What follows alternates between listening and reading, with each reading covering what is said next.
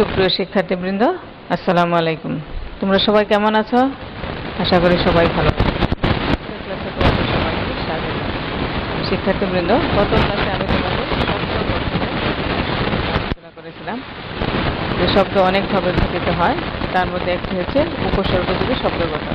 আজকে আমি তোমাদের উপসর্গযোগী শব্দ গঠন নিয়ে আলোচনা করব।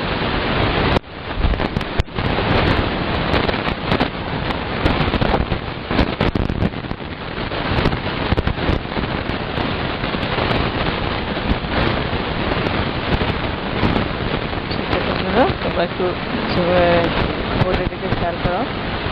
দেখো, একজন লোক দেখা যাচ্ছে, সে কি করে বারবার হাসি দিচ্ছে, তার কাশি করছে, হ্যাঁ, তার সর্দিও রয়েছে এবং বারবার হাসি কাশির কারণে বুকে ব্যথা হচ্ছে।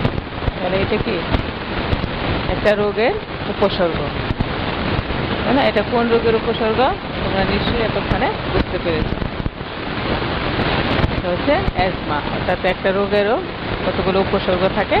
আবার আমাদের বাংলা ব্যাকরণে কিন্তু উপসর্গ রয়েছে, তাই না? বাংলা ব্যাকরণের ভাষায় একটা পারিভাষিক শব্দ হচ্ছে উপসর্গ, আর উপসর্গ হচ্ছে এক শব্দ গঠনে, বাংলা ভাষায় শব্দ গঠনের একটা প্রক্রিয়া। তাহলে আমাদের আজকের পাঠ হচ্ছে উপসর্গ এবং বাংলা উপসর্গ। চলো তাহলে আমরা মূল পাঠে যাই। এই পাঠ শেষে তোমরা যা জানবে হচ্ছে যে উপসর্গ কি তা বলতে পারবে, উপসর্গ এর প্রকার উল্লেখ করতে পারবে, বাংলা উপসর্গ প্রয়োগে শব্দ লিখতে পারবে। দেখো, ছবিতে একটি শব্দ দেখা যাচ্ছে, তাই না? এটা কি?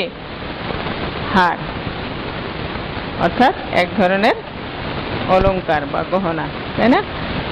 অথবা এটা যদি আমি একটি ক্রিয়াপদ ধরি তাহলে হার জিত, তাই না? জিতের বিপরীত হচ্ছে হার। তাহলে এই হার একটা মৌলিক শব্দ, তাই না? কখনো কোনো শব্দমূলক হতে পারে, আবার ধাতু বা ক্রিয়ামূলক হতে পারে। তাহলে এই শব্দটার সঙ্গে যখন আমি এই শব্দটার আগে যদি উপ দেওয়া হয় তাহলে কি হবে? নিশ্চয় এতক্ষণে বুঝতে পেরেছ কি হলো? উপহার। আবার দেখো, হারের সঙ্গে প্র, তাহলে কি হলো? প্রহার। প্রহার মানে কি? প্রহার হচ্ছে কি? বেতানো, পিটানো বা আঘাত করা। হারের সঙ্গে বি দিলে কি হলো? বিহার। বিহার মানে ভ্রমণ করা বা বেড়ানো। হারের পূর্বে আ দিলে কি হয়? আহার, অর্থাৎ ভোজন করা, তাই না? এই যে একটা শব্দের সঙ্গে, তাই না, একটা শব্দের পূর্বে যখন কোনো অব্যয়বাচক শব্দ বা শব্দাংশ যুক্ত হয় তখন কি হয়? আরেকটা নতুন শব্দ গঠন করে, এবং নতুন শব্দ গঠন হওয়ার পর গঠিত শব্দটার অর্থ কিন্তু পরিবর্তন হয়ে যায়। ঠিক আছে? অর্থাৎ যে অব্যয়বাচক শব্দাংশ, অর্থাৎ উপ, প্র, বি, আ, এই অব্যয়বাচক শব্দাংশ যখন ধাতু বা যেরকম ধাতু বা শব্দের পূর্বে যুক্ত হয়ে নতুন শব্দ গঠন করে এবং সেই গঠিত শব্দের অর্থের সম্প্রসারণ, সংকোচন বা পরিবর্তন সাধন হয়, তখন তাকে বলে উপসর্গ। তাহলে কি হলো? হার হচ্ছে একটা শব্দ, ধাতু বা শব্দ, এবং এর সঙ্গে যুক্ত হয়েছে যে অব্যয়বাচক শব্দাংশ, তাহলে উপ, প্র, বি, আ, এগুলি হচ্ছে উপসর্গ। ঠিক আছে? বুঝতে পেরেছ আশা করি। উপসর্গের সঙ্গে তাহলে কি হলো? যেসব অব্যয়বাচক শব্দাংশ ধাতু বা শব্দের পূর্বে যুক্ত হয়ে নতুন শব্দ গঠনপূর্বক অর্থের সম্প্রসারণ, সংকোচন বা পরিবর্তন সাধন করে সেগুলোকে বলে উপসর্গ। তাহলে উপসর্গের কাজ কি? এবার আমরা দেখি উপসর্গের কার্যাবলী। যে উপসর্গ এক ধরনের উপসৃষ্টি। উপসর্গ যুগে শব্দের যে পরিবর্তন হয়, অর্থাৎ উপসর্গ যুগে যে শব্দ গঠিত হয়, সেই গঠিত শব্দগুলোর মধ্যে আসলে কি পরিবর্তন হয়? দেখো, নতুন আরেকটা অর্থবোধক শব্দ তৈরি হয়, যেমন আমরা একটু আগে দেখলাম হার একটা শব্দ, যেটার অর্থ হচ্ছে অলংকার বা গহনা, তাই না? এর সঙ্গে যখন আমি প্র দেই তখন এক নতুন শব্দ কি হলো? প্রহার। আর এটার অর্থ কিন্তু সম্পূর্ণভাবেই বদলে গেল, পরিবর্তন হলো এবং নতুন অর্থবোধক একটা শব্দ তৈরি হলো। আবার আহার দিলে ঠিক গহনার কিছুই থাকলো না, আহার সম্পূর্ণভাবে ভিন্ন আরেকটা শব্দ, আরেকটা নতুন অর্থ, যার অর্থ হচ্ছে ভোজন করা। এরকম ভাবে অর্থাৎ শব্দের অর্থে নতুন শব্দ গঠিত এবং অর্থেরও পূর্ণতা সাধিত হয়। শব্দের অর্থের সম্প্রসারণ ঘটে, শব্দের অর্থের সংকোচন ঘটে, শব্দের অর্থের পরিবর্তন সাধিত হয়। অর্থাৎ উপসর্গ যুগে নতুন শব্দ গঠিত হওয়ার পর এই সমস্ত কাজগুলো শব্দের মধ্যে হয়। এবার আমরা দেখব উপসর্গের অর্থদ্যোতকতা। অর্থাৎ উপসর্গের কাছে নিজস্ব কোনো অর্থ নেই, কিন্তু এই উপসর্গ অর্থের দ্যোতক। তুমি খেয়াল করে দেখো, আমরা দেখলাম উপসর্গ কি? উপ, প্র, অনা, তাই না? এগুলো হচ্ছে উপসর্গ। তাহলে উপ এর কিন্তু নিজস্ব কোনো অর্থ নেই, প্র এরও নিজস্ব অর্থ নেই, আবার আ এরও নিজস্ব অর্থ নেই। আছে, এটা কি স্বাধীনভাবে বাক্যে ব্যবহৃত হয় বা স্বাধীন কোনো অর্থ প্রকাশ করতে পারে? পারে না। কিন্তু এর একটা ক্ষমতা আছে, তাই না? সেই ক্ষমতাটা কি? সে অন্য একটা শব্দের পূর্বে যুক্ত হয়ে অর্থের পরিবর্তন করে দিতে পারে, নতুন শব্দ তৈরি করতে পারে এবং সেই শব্দটার অর্থের সম্প্রসারণ হতে পারে, কখনো সংকুচনও হতে পারে। অর্থাৎ সম্পূর্ণ পরিবর্তিত অর্থবোধক একটা শব্দ উপসর্গ তৈরি করতে পারে। সেজন্য বলা হয়েছে যে উপসর্গের নিজস্ব কোনো অর্থ নেই, কিন্তু এরা অর্থের দ্যোতক। উপসর্গ অন্য শব্দ বা ধাতুর পূর্বে যুক্ত হয়ে নতুন শব্দ তৈরি করে অর্থের সম্প্রসারণ, সংকোচন বা পরিবর্তন ঘটাতে পারে। তাহলে কি হলো? এই জন্য বলা যায় যে উপসর্গের স্বাধীন কোনো অর্থ নেই, কিন্তু অর্থদ্যোতকতা আছে। অর্থাৎ এ নিজের কোনো স্বাধীনভাবে ব্যবহৃত হয় না, অর্থ নেই, কিন্তু অন্য শব্দের পূর্বে যুক্ত করে শব্দটার অর্থ পরিবর্তন করে দিতে পারে, নতুন শব্দ গঠন করতে পারে। উপসর্গ হচ্ছে 3 প্রকার। এবার আমরা দেখব উপসর্গের শ্রেণী বিভাগ। উপসর্গ কয় প্রকার? 3 প্রকার। কি কি? বাংলা উপসর্গ, তৎসম উপসর্গ, বিদেশি উপসর্গ। আর আজকে আমরা আলোচনা করব এই বাংলা উপসর্গ নিয়ে। দেখো, বাংলা উপসর্গ কয়টি? বাংলা উপসর্গ মোট 21টি। অর্থাৎ অ, অগা, অজ, অনা, আ, আর, আন, আব, ইতি, উনা, কদ, কু, নি, পাতি, বি, ভর, রাম, স, সা, সু, হা। দেখো, এগুলোর একটাও কিন্তু কি স্বাধীন কোনো অর্থ নেই। আমরা এই এই অব্যয়বাচক শব্দাংশগুলোকে স্বাধীন পদ হিসেবে দেখতে পাই না বাক্যে, কিন্তু এরা কি করতে পারে? অন্য শব্দের পূর্বে বসে নতুন শব্দ গঠন করতে পারে এবং শব্দের অর্থের পরিবর্তন সাধন করতে পারে। আর বাংলা উপসর্গ হচ্ছে বাংলা শব্দের পূর্বে যে উপসর্গ যুক্ত হয়ে নতুন শব্দ গঠন করে, সেগুলি হচ্ছে বাংলা উপসর্গ। আমরা এবার দেখি উপসর্গ যুগে শব্দ গঠন। একটু খেয়াল করে দেখো কি হচ্ছে। এটা কি দেখা যাচ্ছে? চেয়ার, এবং একটা কি ভালো চেয়ার, যেটাতে কাজ করতে পারে। অর্থাৎ কেজো, যে বস্তু কাজের যোগ্য তাকেই বলা হয় কেজো। তাহলে এর আগে যদি অ দেই তাহলে কি হয়ে গেল? অকেজো। অকেজো বলতে কি বোঝায় দেখো তো। এখন কেমন দেখা যাচ্ছে চেয়ারটা? এটা কি কাজের উপযুক্ত? এখানে কি বসা যাবে? যাবে না, দেখো ভাঙা। তাহলে এটা কি বলে? অকেজো। তাহলে কি হলো? এই উপসর্গ যুক্ত হয়ে সম্পূর্ণ নতুন একটা শব্দ তৈরি করলো এবং এর অর্থ পরিবর্তন হয়ে গেল। আমরা আরেকটা শব্দ দেখি। এখানে কি করছে? কিসের দৃশ্য দেখা যাচ্ছে? আদর। এর আগে যদি আমি দেই অনা, তাহলে কি হবে? হ্যাঁ, সম্পূর্ণ বিপরীত একটা শব্দ কি? অনাদর। দেখো এখানে কি অনাদরে অবহেলা এসে পড়ে রয়েছে, অনাদর। আমরা আরো কিছু শব্দ গঠন দেখি। দেখো কি? পাড়াগা। আমরা কি দেখলাম? পাড়াগাঁয়ের একটা ছবি, তাই না?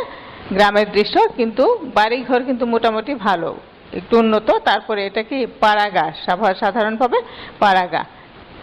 তাহলে এর আগে যদি অজ দেই এখন একটু খেয়াল করে দেখো কি হলো, অজ পাড়াগা, অর্থাৎ আগের গাটা যেমন একটু উন্নত ছিল পাড়াগাটা, এখন কিন্তু সেরকম না, একেবারে মাটির ঘর দেখা যাচ্ছে, রাস্তাঘাটও উন্নত না, তাই না? তাহলে এটা কি হলো, অজ পাড়াগা। আবার দেখো এখানে কি আছে, রাম, এর সঙ্গে যদি আমি অগা দেই তাহলে কি হলো দেখো, হ্যাঁ, এখন এরা কিন্তু অদ্ভুত, কোনো কাজের না। আমরা যারা মূর্খের মতো কাজ করে, একটু বুদ্ধি কম, তাদেরকে কি বলে, অঘারাম। এবারে দেখো কে, এখানে দেখা যাচ্ছে চাল, ধান থেকে যে চাল হয় চাল, এবং চালগুলো খুব পরিষ্কার, পরিষ্কার চালকে কি বলে, কাড়া। এর আগে যদি আ দেই কি হবে, আকারা, অর্থাৎ একটু অপরিষ্কার চাল। ধানের খোসার নিচেই যে চালটা থাকে, চালের উপরে একটা লাল আবরণ থাকে, এই আবরণযুক্ত চালকে বলা হয় আকারা। দেখো চোখ, এর আগে যদি আর চোখ দেই, আর চোখ মানে কি, আমরা বললাম আর চোখে, আর নয়নে, অর্থাৎ বাঁকা চোখে, একটু অন্যরকম ভাবে তাকানো। তাহলে এভাবে কি হয়, উপসর্গ যুক্ত হয়ে নতুন শব্দ গঠন হয় এবং কি অর্থের পরিবর্তন সাধন করে। এখানে কি দেখো, ডাল, একটু আগে আমরা কি দেখলাম, ডাল, তাই না? কিন্তু এর আগে যদি পূর্বে যদি আপ দেওয়া হয় তাহলে কি হবে, দেখো আপ ডাল, অর্থাৎ আবডাল শব্দের অর্থ হচ্ছে আড়ালে আবডালে, আমরা কথাটা বলি না, সেই আড়ালে আবডালে। আবার দেখো এখানে কি আছে, হাস, মানে হাসছে, হাসির একটা দৃশ্য, একটা ধাতু হচ্ছে হাস। তাহলে এর আগে যদি ইতি দেই কি হলো, দেখো ইতিহাস, বুঝছো, ইতিহাস সাক্ষী হয়ে রয়েছে, সেই যে দলিলে মুক্তিযুদ্ধের আত্মসমর্পণ করেছিল পাকিস্তানিরা, সেই একটা কি ছবি দেখানো হচ্ছে, আর এখানে কি এটা একটা ইতিহাস হয়ে আছে। এবার দেখা গেলে কি আছে, চিহ্ন সবাই, বেল, এখানে দিলাম কি হলো, হ্যাঁ, কদ বেল। দুই ধরনের বেল আছে, একটা কি বল বেল, আর একটা হচ্ছে কদ বেল, অর্থাৎ যেটা একটু টক। তাহলে এভাবে কি একটা ধাতু বা শব্দের পূর্বে অব্যয়বাচক শব্দাংশ যুক্ত হয়ে নতুন শব্দ গঠন করে, এই অব্যয়বাচক শব্দাংশগুলোর নিজস্ব কোনো অর্থ নেই, এবং এরা বাক্যে কোনো স্বাধীনভাবে ব্যবহৃত হতে পারে না। আমরা এই উপসর্গ নিয়ে একটা গল্প পড়ি, দেখো কতগুলো উপসর্গ এখানে দেওয়া আছে, বাংলা উপসর্গ কি দেওয়া আছে, অঘারাম অকেজো অজপাড়া গায়ে অনাদরে বড় হয়, আকারা চালের ভাতও তার জোটে না, এ যেন হাভাত, তারপরও সে আর চোখে আবডালে ইতিহাস লক্ষ্য করে আর ভাবে, কবে সে সাজোয়ান হয়ে ভর পেটে 19টি কদবেল খাবে, কুঅভ্যাস পরিহার করবে, নিখুঁতভাবে কাজ করবে, কিন্তু তার এ স্বপ্ন বিফলে যায়। এতে পাতিহাস হাসে আর রামছাগল আনকোরা সাজে সরবে বলে, উনপাজরে সুদিন তোমার আসবে না।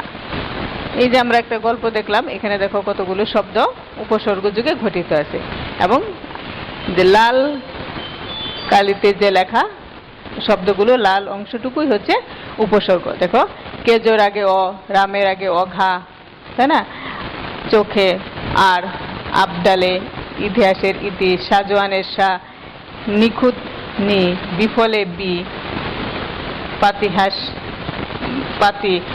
এই যে লাল রং করা যে, হ্যাঁ, বর্ণ বা বর্ণ সমষ্টি বা অব্যয়বাচক শব্দাংশ, এইগুলো হচ্ছে উপসর্গ।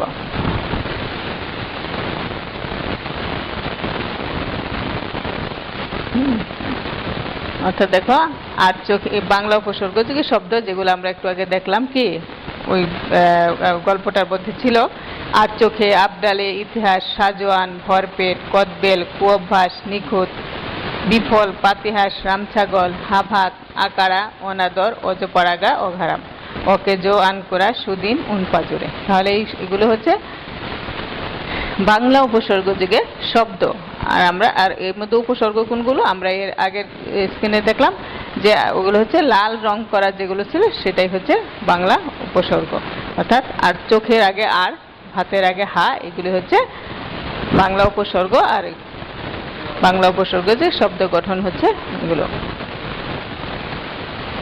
শিক্ষার্থীবৃন্দ, আশা করি আজকের এই উপসর্গের আলোচনাটা তোমরা বুঝতে পেরেছো, বাংলা উপসর্গ। এবং আমরা বাকি উপসর্গগুলো বিদেশি এবং সংস্কৃত উপসর্গ বা তৎসম উপসর্গ আমরা পরবর্তী ক্লাসে আলোচনা করব। এই যে আজকে আলোচনা করলাম এর প্রেক্ষিতে দেখো কয়েকটি প্রশ্ন তোমরা মনে করতে পারো কিনা বা বুঝতে পেরেছো কিনা। কি উপসর্গ কি?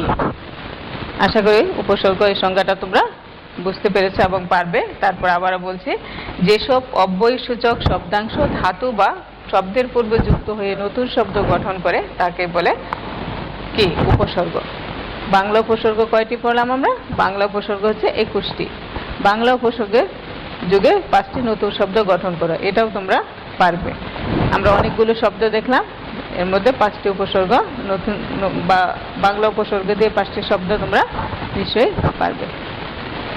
তাহলে আজকের আলোচনা আশা করি তোমরা বুঝতে পেরেছ। তো এর প্রেক্ষিতে আমি তোমাদের একটি বাড়ির কাজ দিয়ে দিচ্ছি।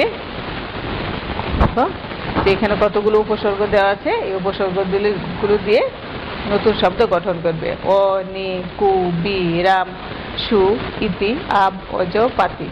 এই উপসর্গগুলো দিয়ে তোমরা প্রত্যেকে কয়েকটি করে নতুন শব্দ গঠন করবে। এই হচ্ছে তোমাদের বাড়ির কাজ। তো আশা করি এই উপসর্গের আলোচনাটি তোমরা বুঝতে পেরেছ। তো আজকে আলোচনা এখানেই শেষ। তোমরা সবাই ভালো থাকো, সুস্থ থাকো, স্বাস্থ্যবিধি মেনে চলো। আল্লাহ হাফেজ, সবাইকে ধন্যবাদ।